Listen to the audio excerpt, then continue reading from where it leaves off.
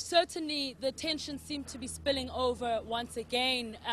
Just a few minutes ago, our cameraman Jacques Broodryk went into Macau's informal settlement where policemen were actively trying to evacuate Somali and Ethiopian shopkeepers.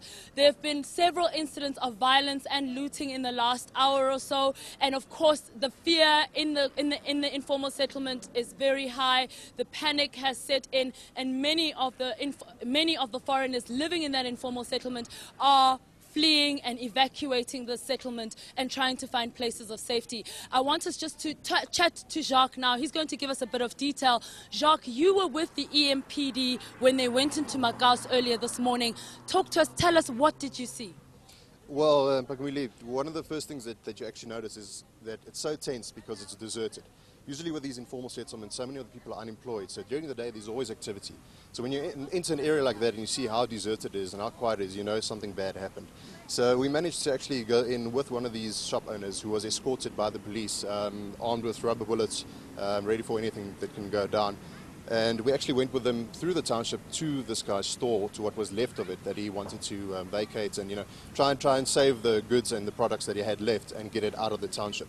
And then while we were there, I actually met an Ethiopian guy whose brother was stabbed this morning in the back a few hours before we got there.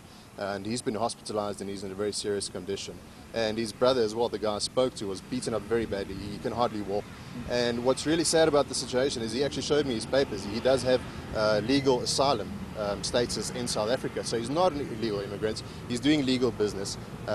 According to our laws, he has every right that you and I have. And this poor man was beaten to a pulp this morning and his brother stabbed. So a very tense situation. Can you also just describe to us the state of the shop, the state of the informal settlement? What is it like? And what was the police's response as well?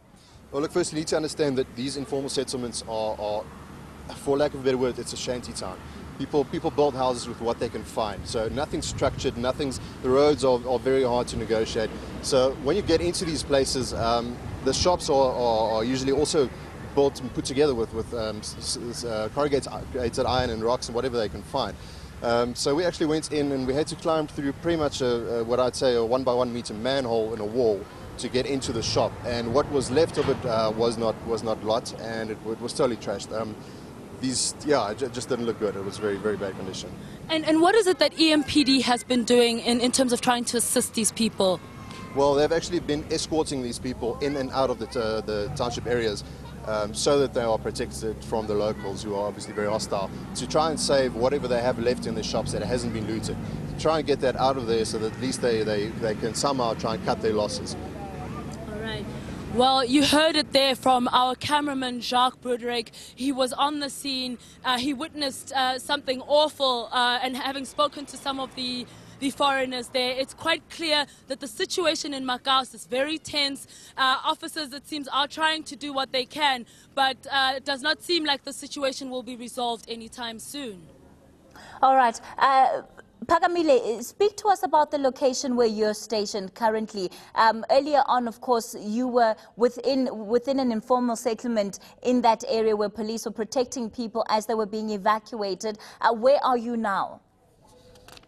We are just outside of we were inside Macau's informal settlement earlier. Those visuals that we sent to you this morning showing police assisting shopkeepers evacuate their goods were shot in Macau's.